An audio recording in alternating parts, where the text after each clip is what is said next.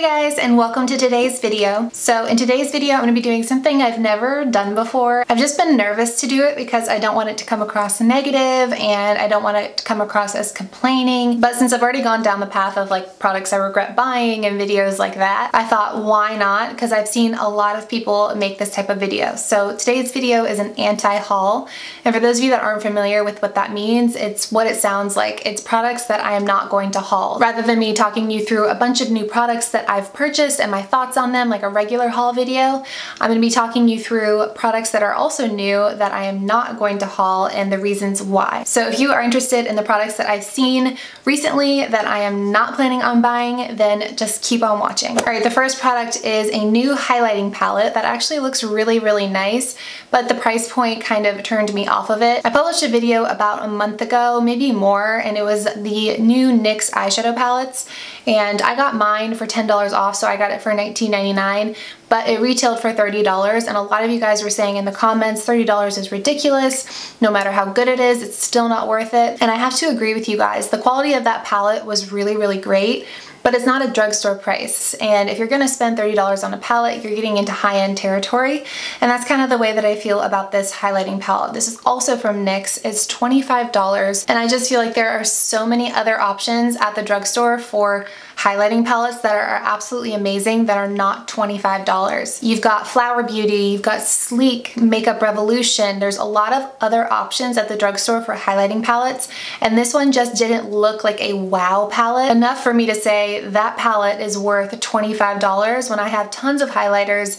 There are so many other options, and even if it is a fantastic highlighting palette, I think there are other fantastic highlighting palettes for $10 cheaper, $15 cheaper, and I just don't want to recommend it to you guys because this channel is all about affordable beauty, and I think that's getting into not so affordable territory. Okay, so the second product that I am not planning on hauling are the L'Oreal Balmain lipsticks. So I don't know if you guys saw that L'Oreal and Balmain, the fashion company, collaborated to create a line of lipsticks. Their designer picked out all of these very unique lipstick colors, and I definitely appreciate the collection. I think it's really cool that a fashion designer is collaborating with a drugstore brand to come out with a whole line of lipsticks. However, unless you are a fashion lover, you love Balmain, you love collector's items, this to me is another case of overpricing something for the collaboration name. Kind of the same thing we saw with the Gigi Hadid collaboration with Maybelline. This is, at the end of the day, a L'Oreal lipstick, a drugstore lipstick, and they're trying to sell this for $14. And usually L'Oreal lipsticks range from $5 to $9 tops. So there's definitely a hefty premium there. So I personally don't feel super passionate about Balmain.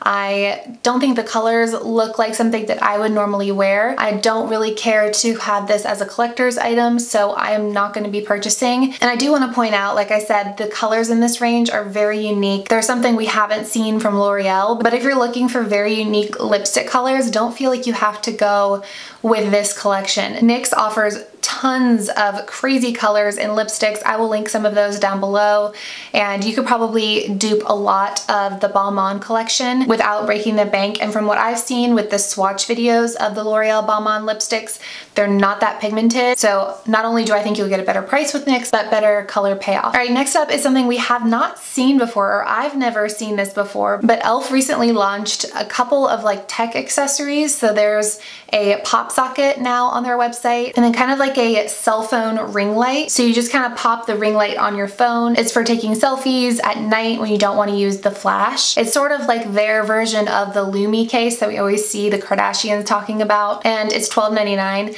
That one seems somewhat interesting. I don't know that I'll get it, but what I'm definitely not going to get is the pop socket. It's just a black pop socket that says e.l.f. on it. But I do think it's really interesting that we're seeing kind of tech accessories from a makeup brand. So I don't know if that's something that's going to expand beyond e.l.f. or if it's something that they're experimenting with, seeing how it does for the holiday season. So let me know if you guys have seen these on e.l.f.'s website, what you guys think of these makeup brands expanding beyond makeup, and if you're interested in purchasing it yourself. Okay, so the next product that I am not going to be purchasing is actually a limited edition new item from Wet n Wild, and it is called the Jet Set palette. So for any of you guys that saw my Maybelline Gigi Hadid review, that might sound a little bit familiar.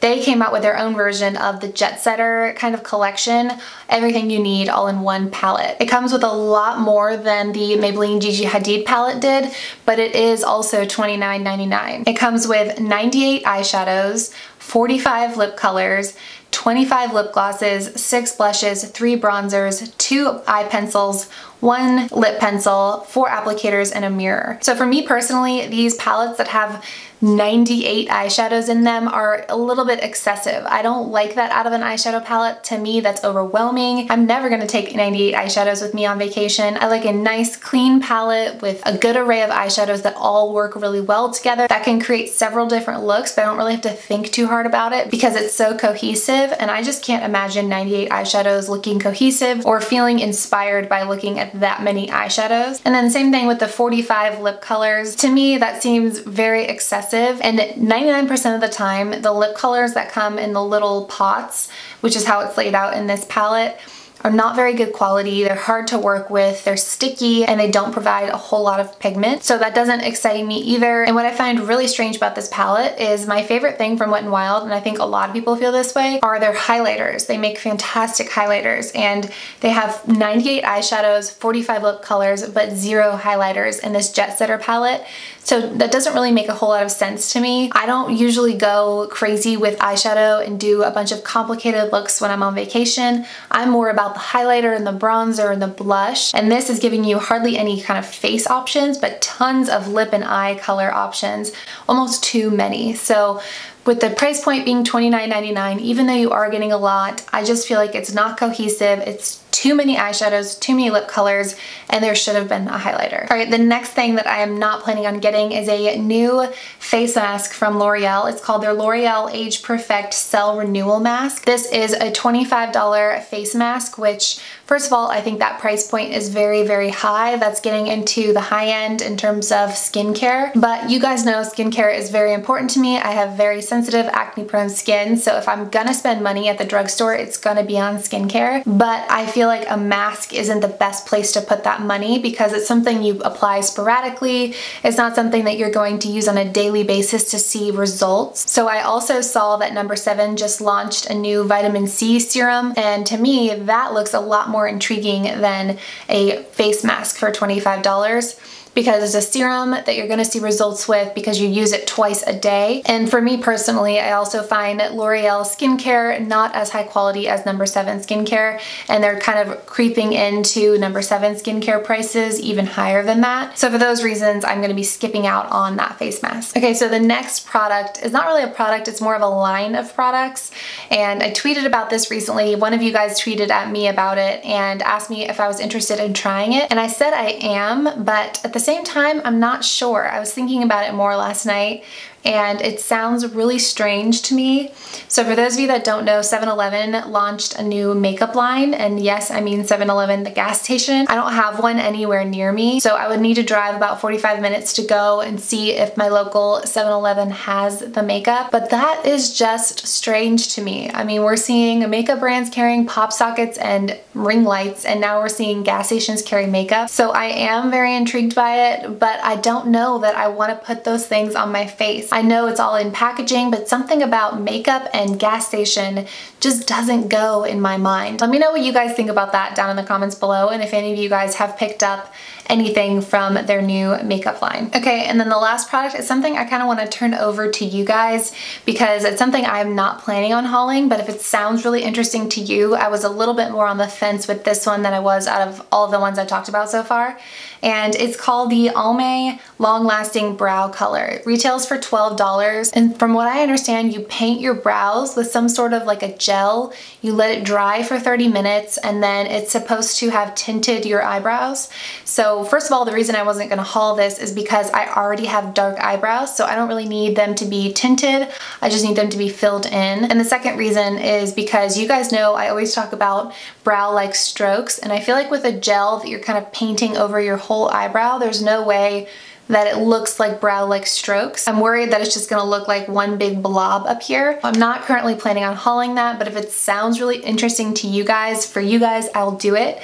But for me personally, I was not planning on hauling it because it sounds strange and it doesn't really sound practical. But Again, if you guys want to see it put to the test, definitely let me know down in the comments below. But that is going to be it for this video. Thank you guys so much for watching. If you enjoy this video, definitely give it a thumbs up so I know, and click that subscribe button down below so you don't miss out on any new videos. And if you haven't already clicked that alert bell, that's how you get a notification rather than having to come on and look at your subscription feed. If you click that little bell, you'll get notified when I upload a new video. And thank you all for your continued support. It means so much to me, and I will see you guys in my next video. Bye.